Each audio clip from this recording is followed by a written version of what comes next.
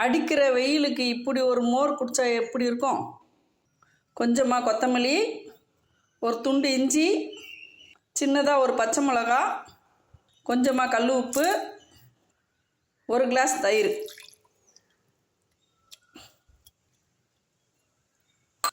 அதே அளவு ஒரு டம்ளர் நல்லா 2 டம்ளர் தண்ணி ஊற்றிக்கங்க. அதே அளவு ஒரு கிளாஸ் தயிருக்கு 2 கிளாஸ் தண்ணி ஊற்றிங்க. இதை நல்லா அடிச்சுட்டு வந்துடலாம். இதில் ஒரு சிட்டிக்கை ஓமம் போட்டுருங்க. வாசனையாக நல்லா சூப்பராக இருக்கும் மோர். அவ்வளோதான், மோர் ரெடி.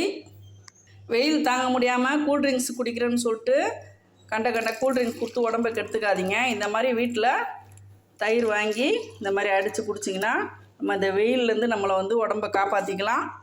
அதே மாதிரி இதில் ஓமமும் இஞ்சி சேர்த்துருக்கோம். அதனால் சளி கண்டிப்பாக பிடிக்காதுங்க. தாராளமாக எல்லோரும் குடிக்கலாம்.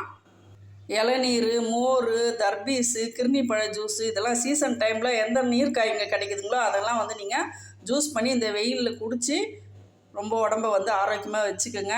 சூடு ஏறாமல் நல்லா குளிர்ச்சியாக வச்சுக்கோங்க உடம்பை. வெயிலில் வெளியே போகும்போது கருப்பு ட்ரெஸ் போடுறத அவாய்ட் பண்ணிக்கோங்க. கருப்பு ட்ரெஸ் போட்டிங்கன்னா வெயிலில் ஈர்க்கக்கூடிய தன்மை அதிகமாக இருக்குது. நம்ம வெயிலேருந்து காப்பாற்றிக்கணும் நம்மளை. வீட்டிலேருந்து கிளம்பி போகும்போது கண்டிப்பாக ஒரு பாட்டில் தண்ணி எடுத்துக்கோங்க. அதே மாதிரி ஃப்ரிட்ஜிலேருந்து நேரடியாக ஜில்லுன்னு எதையும் சாப்பிடாதீங்க. கண்டிப்பாக வெயில் நாளில் தான் கோல்டு ஆகும். தலையில் காட்டன் கச்சிப் கட்டிட்டு அதுக்கு மேலே நீங்கள் ஹெல்மெட் போடுங்க. ஸ்ட்ரெயிட்டாக ஹெல்மெட் போடாதீங்க. ஹெல்மெட் உள்ளே தர்மாக்கோலர் இருக்கும். அது மண்டையை ரொம்ப சூடாக்கிடும். அதே மாதிரி இந்த வெயிலில் வேக்குரு வராமல் இருக்கணும்னா நைட்டு படுக்கும்போது ஜன்னலை திறந்து வச்சு படுங்க. உடம்பு ஹீட் ஆகாமல் வேக்குருலேருந்து நம்மளை காப்பாற்றிக்கலாம். எப்படியும் லைக் கொடுக்க மாட்டீங்க. எல்லாரும் பாதுகாப்பாக இருங்க இந்த வெயிலிருந்து.